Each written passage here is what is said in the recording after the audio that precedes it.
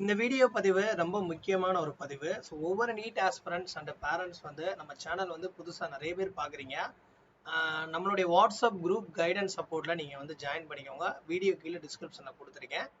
தென் AYUSH admission central counselling committee, அதாவது AACCC. ஏற்கனவே வந்து பார்த்தீங்கன்னா தமிழ்நாட்டுடைய ஆயுஷ் கோர்சஸ்க்கான application process Ayurveda, Siddha, Unani, homoeopathy, so இந்த மருத்துவ படிப்புகளுக்கான கலந்தாய்வுக்கான அந்த விண்ணப்பங்கள் வந்து நமக்கு ஆல்ரெடி ஓப்பன் பண்ணி கடைசி டேட் 25ஆம் தேதியோட கம்ப்ளீட் ஆகுது. நிறைய பேர் வந்து நீட்டோடைய அந்த எம்பிபிஎஸ் பிடிஎஸ் கவுன்சிலிங்க்கு வந்து அப்ளை பண்ணியிருப்பீங்க. அதில் வந்து அதோடைய ரேங்க் லிஸ்ட்டை வெளியிட்டிருந்தாங்க. ஸோ அதை பார்த்ததுக்கப்புறம் நிறைய பேருக்கு வந்து சீட்ஸ் வந்து நமக்கு எம்பிபிஎஸ் பிடிஎஸ் கிடைக்கிறதுக்கான சான்சஸ் ரொம்ப கம்மியாக இருக்குது.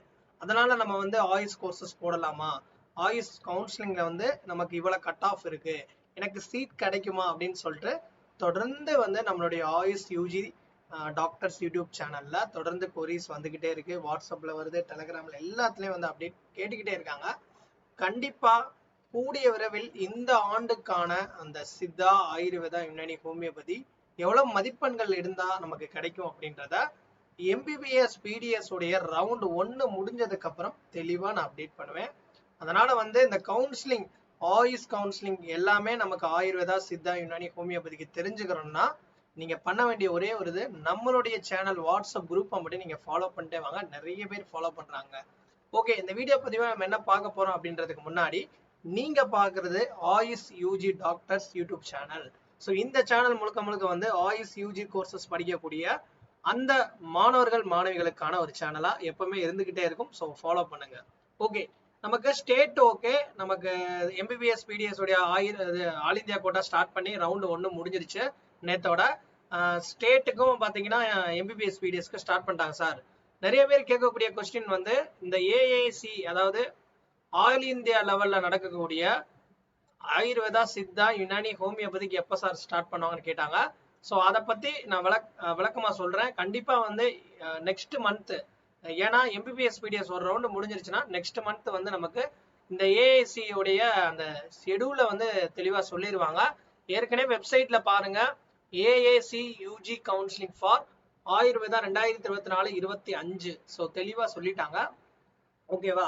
ஸோ இந்த வீடியோ பதிவில் நான் எதுக்கு வந்து நான் உங்களுக்கு இந்த வீடியோ பதிவு போட்டிருக்கேன்னா, இந்த ஏஐசி உடைய ரெஜிஸ்ட்ரேஷன், ஸோ ரெஜிஸ்ட்ரேஷன் வந்து எப்படி பண்ணணும் அப்படின்ற ஒரு டெமோ வீடியோ தான் இந்த வீடியோ பதிவில் பார்க்க போகிறோம். அதனால இந்த வீடியோவை ஸ்கிப் பண்ணாமல் கடைசி வரையும் பார்த்தீங்கன்னா தான் உங்களுக்கு ஒரு ஐடியா கிடைக்கும்.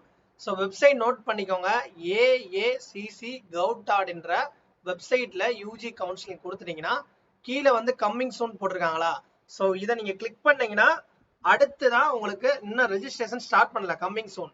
ஓகே, லாஸ்ட் இயரை வச்சு எப்படி இந்த ஏஐசியில் ரெஜிஸ்டர் பண்ணணும் அப்படின்றத நீங்க முன்னாடியே தெரிஞ்சுக்கிட்டாதான் கவுன்சிலிங் அப்போ உங்களுக்கு ஒரு கன்ஃபியூஷன் வராது. ஓகேவா? ஸோ அதை பத்தி விரிவா வந்து பார்க்க போறோம்.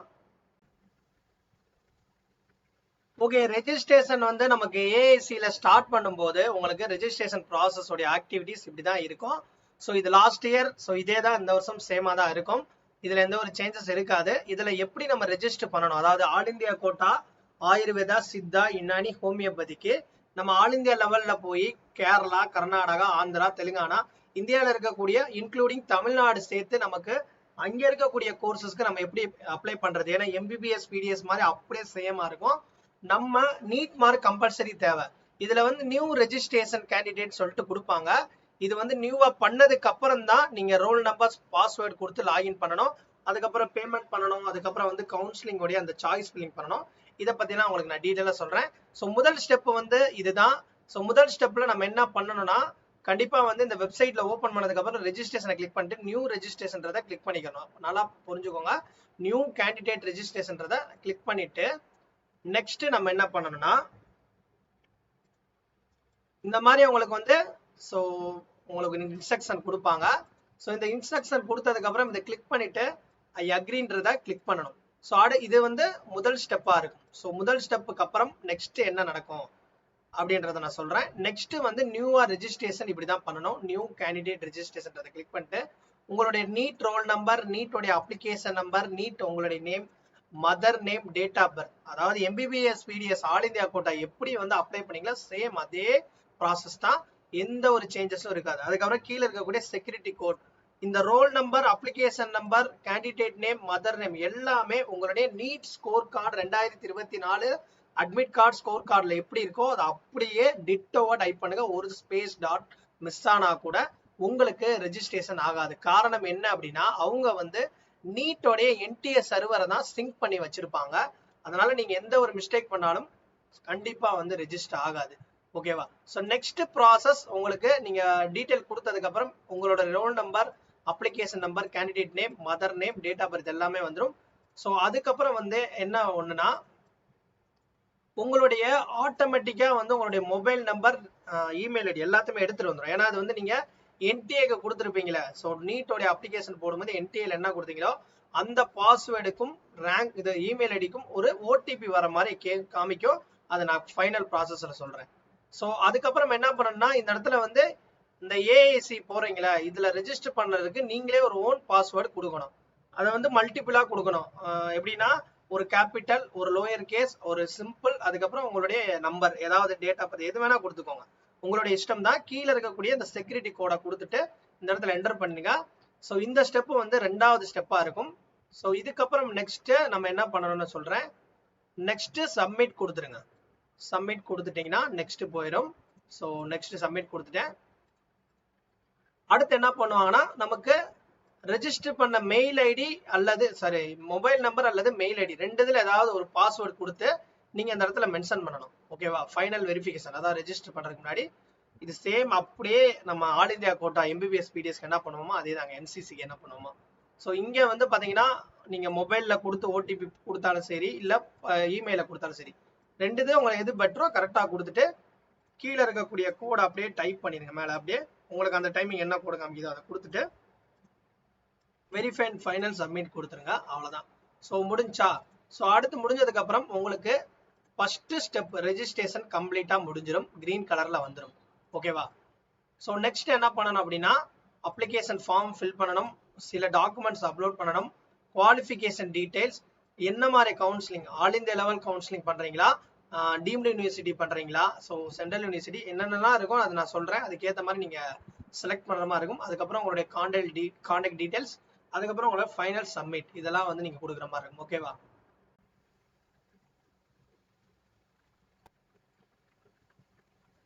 ஓகே, ஃபர்ஸ்ட் ரெஜிஸ்ட்ரேஷன் கம்ப்ளீட் பண்ணியாச்சு. நெக்ஸ்ட் நம்ம அப்ளிகேஷன் ஃபார்மை ஃபில் பண்ணணும். அதாவது ஆன்லைன்ல தான் வரும், எல்லாமே மேனுவல் கிடையாது. ஏன்னா ஆயுஷோடைய ஆல் இந்தியா லெவல்ல கவுன்சிலிங் நம்ம அப்ளை பண்ணும்போது இதுக்கப்புறம் அப்ளிகேஷனை ஃபில் பண்ணி பேமெண்ட் பண்ணிட்டு ஒரு 1 or 2 டேஸ்ல கவுன்சிலிங் உடைய அந்த சாய்ஸ் ஃபில்லிங் ஸ்டார்ட் ஆயிரும். ஓகேவா? ஸோ அது எப்படின்றத நான் சொல்றேன். ஃபர்ஸ்ட் வந்து நம்ம ஓகே ரெஜிஸ்டர் பண்ணியாச்சு. ஸோ பர்சனல் டீடைல்ஸ் எல்லாமே இங்க வந்துடும். ஸோ ஓகேவா? அடுத்து நெக்ஸ்ட் பாருங்க. இதுல வந்து உங்களுடைய ஜெண்டர், நேஷனாலிட்டி, ரிலிஜன், அப்புறம் கேட்டகரி இதெல்லாம் ஆட்டோமேட்டிக்கா ஜென்ரேட் பண்ணிடும். ஆனா இருந்தாலும் ஒன்ஸ் நீங்க வந்து அதை கொடுக்குற மாதிரி இருக்கும். பர்சன் வித் டிசபிலிட்டி பிடபிள்யூடி கோட்டாவா இருந்தா அதை செலக்ட் பண்ணணும். இல்ல அப்படின்னா ஸோ நார்மல் கேட்டகரியா இருந்தா இது வந்து நோ கொடுத்துடணும். இதுல முக்கியமா ஒரு அப்டேட் என்ன அப்படின்னா நமக்கு வந்து இதுல கட்டக்கூடிய டெபாசிட், அதாவது டெபாசிட் அமௌண்ட் நீங்க கட்டுவீங்க, அதை வந்து ரீஃபண்ட் பண்றதுக்கு ஒரு அக்கௌண்ட் டீடைல்ஸ் கேட்கும். ஸோ இதுல வந்து உங்களுடைய யூஸ் பண்ணக்கூடிய உங்க வீட்டுல ஃபேமிலி யார் என்ன அக்கௌண்டா இருந்தாலும் அந்த அக்கௌண்டோடைய நம்பர், அக்கௌண்டோடைய நேம், அக்கௌண்டோடைய number, confirm account number name, IFSC code, bank name, அப்புறம் பிரான்ச்சோடைய நேம், பிரான்ச் எந்த ஏரியால இருக்கு, என்ன ஊரு, எல்லாமே கொடுத்துடணும். இது வந்து எதுக்கு அப்படின்னா நீங்க கவுன்சிலிங் முடிஞ்சதுக்கு அப்புறம் உங்களுக்கு ரீஃபண்ட் ஆகக்கூடிய அந்த ஒரு பர்பஸ்க்கு தான் அதை வாங்குறாங்க நீங்க ஆல் இந்தியா ட்ரை பண்ணும்போது. ஸோ அது ஃபீஸ்னா என்னன்னு நான் சொல்றேன். அந்த இதை பத்திலாம் நெக்ஸ்ட் சொல்றேன். இது ஓகே.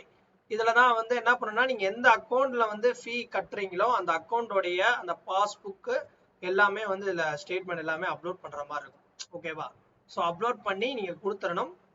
இது வந்து அந்த அக்கௌண்ட் பண்ணக்கூடிய அந்த டீடைல்ஸ்க்காக கேட்குறாங்க. ஓகேவா? ஸோ நெக்ஸ்ட் வந்து ஓகே நெக்ஸ்ட் பாத்தீங்கன்னா அந்த அக்கௌண்ட் டீடைல்ஸை வந்து ப்ரிவியூ பண்ணிக்கலாம். ப்ரிவியூ பண்ணிட்டு செக் பண்ணிட்டு next 11th details 12th details கேட்குறாங்க. ஓகேவா? ஸோ 11th உடைய நீங்க எங்க படிச்சீங்க, எந்த ரோல் நம்பர், 11th உடைய ரோல் நம்பரு. ஓகேவா? அதுக்கேற்ற மாதிரி நீங்க கொடுக்குற மாதிரி இருக்கும். ஓகேவா? அதுக்கப்புறம் 12th உடைய டீடைல்ஸ் நீங்க கொடுக்குற மாதிரி இருக்கும். ஓகேவா?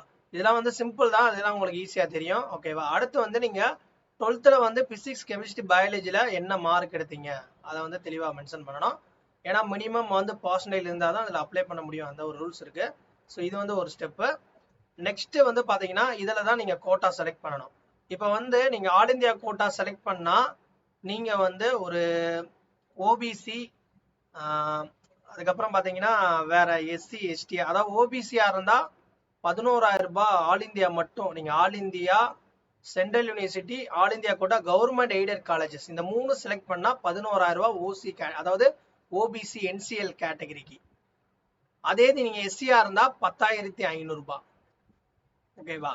ஸோ இது வந்து only for all India quota, central university, national institute, all India quota, government aided.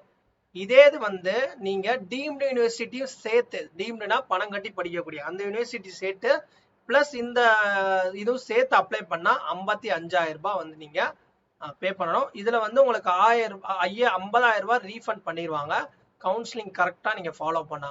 5,000 ரூபாய் நான் ரீஃபண்டபிள். அதே மாதிரி நீங்க 11,000 ரூபாய் ஓபிசி கட்டுறீங்க, அதாவது வெறும் கவர்மெண்ட்டுக்கு மட்டும் நீங்க ட்ரை பண்றீங்கன்னா 11,000 ரூபாய் கட்டுறீங்க. ஸோ அதில் 1,000 ரூபாய் வந்து உங்களுக்கு ரீஃபண்ட், அதாவது நான் ரீஃபண்டபிள், 10,000 ரூபாய் ரீஃபண்ட் பண்ணிடுவாங்க. அதே நீங்க எஸ்சியா இருந்தா 10,500 ரூபாய், 500 ரூபாய் நான் ரீஃபண்டபிள், 10,000 ரூபாய் ரீஃபண்ட் பண்ணிடுவாங்க. ஓகேவா? ஸோ இதை பத்தினா உங்களுக்கு நான் டீட்டெயிலாக இன்னும் தனியா ஒரு வீடியோ நான் செப்பரேட்டா போடுறேன். ஸோ ஓகே, இந்த ஸ்டெப்பு முடிஞ்சா. ஸோ இந்த ஸ்டெப்புக்கு அப்புறம் உங்களுடைய address, correspond address, permanent address, இதை வந்து நீங்க என்ன அட்ரஸ் கரண்டா வச்சிருக்கீங்களோ அதை நீங்க வந்து கொடுக்குற மாதிரி இருக்கும். ஸோ இதெல்லாம் வந்து ஈஸியான ஸ்டெப்பு தாங்க, இதுலலாம் வந்து உங்களுக்கு எந்த குழப்பம் வராது. ஓகே, அடுத்த அப்ளிகேஷன் ப்ரிவியூ வந்துடும். ஸோ அப்ளிகேஷன் வந்து இப்படிதான் வந்து ப்ரிவியூ இருக்கும். ஓகேவா? ஸோ எல்லாத்தையும் ஒன்ஸ் நீங்க வெரிஃபை பண்ணிட்டு ஃபைனலா வந்து நீங்க இந்த இடத்துல ஒரு டிக்ளரேஷன் இருக்கும். ஓகே, செக் கொடுத்துட்டு சேவ் அண்ட் ப்ரொசீட் கொடுத்தணும். இது ஃபைனல் ஸ்டெப்புங்க. ஓகேவா? So final step. ஓகே, அவ்வளவுதான். அதுக்கப்புறம் வந்து நீங்க அந்த ரெஜிஸ்ட்ரேஷன் என்ன கோட்டாக்கு செலக்ட் பண்ணீங்களோ அதோடைய ஃபீயை வந்து பே ரெஜிஸ்ட்ரேஷன் ஃபீ அது கட்டுற மாதிரி இருக்கும். ஓகேவா? ஸோ அதை வந்து நீங்க ஆன்லைன்ல பே பண்ற மாதிரி இருக்கும். ஸோ பே பண்றது இப்படிதான். ஸோ நீங்க இப்போ வந்து ஒரு கேண்டிடேட் வந்து நம்ம எல்லா கோட்டா செலக்ட் பண்ணிருக்கோம் அப்படின்னா பே ஃபீ கொடுக்கணும். ஓகேவா? ஸோ கொடுத்ததுக்கு அப்புறம் உங்களுக்கு பேங்கோடைய டீடைல்ஸ் காமிக்கும். Net bank, debit card, credit card, debit card. இந்த வருஷம் வந்து பாத்தீங்கன்னா அடிஷனல் உங்களுக்கு கொடுப்பாங்க வாய்ப்பு. ஏன்னா இது வந்து அவங்களுக்கு யூபிஐ மூலியமா பண்றதுக்கான வாய்ப்புகள் கண்டிப்பா இருக்கும். அது இந்த வருஷம். ஸோ லாஸ்ட் இயர் ஒரு சில இருக்குன்னா இந்த வருஷம் பேமெண்ட்ல ஏதாவது ஒரு ஆப்ஷன் கொடுப்பாங்க. ஸோ பேமெண்ட் ஆனதுக்கு அப்புறம் இந்த மாதிரி வந்து உங்களுக்கு பேமெண்ட் ரெசிப்ட் வரும். ஸோ பேமெண்ட் ரெசிப்ட் வரும், அதை வந்து நீங்க எடுத்து வச்சுக்கணும். அடுத்து சாய்ஸ் ஃபில்லிங் பண்ற மாதிரி இருக்கும். அவ்வளவுதான், முடிஞ்சு. ஸோ நெக்ஸ்ட் வீடியோல உங்களுக்கு சாய்ஸ் ஃபில்லிங் எப்படி பண்ணணும் இந்த ஏஏசில நமக்கு ஸ்டார்ட் ஆச்சுன்னா அதை பத்தின ஒரு வீடியோ விளக்கம் நான் உங்களுக்கு கண்டிப்பா அப்டேட் பண்ணேன்.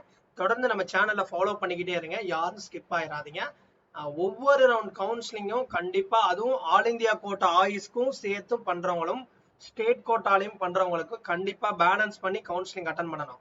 ஸோ ஏதாவது மிஸ்டேக் பண்ணா அப்படின்னா நிறைய ரூல்ஸ் அண்ட் ரெகுலேஷன்லாம் நீங்க ஃபாலோ பண்ணணும். அதை பத்தி இனி அடுத்தடுத்த வீடியோ பதிவு வரும், தொடர்ந்து ஃபாலோ பண்ணுங்க. தேங்க்ஸ்.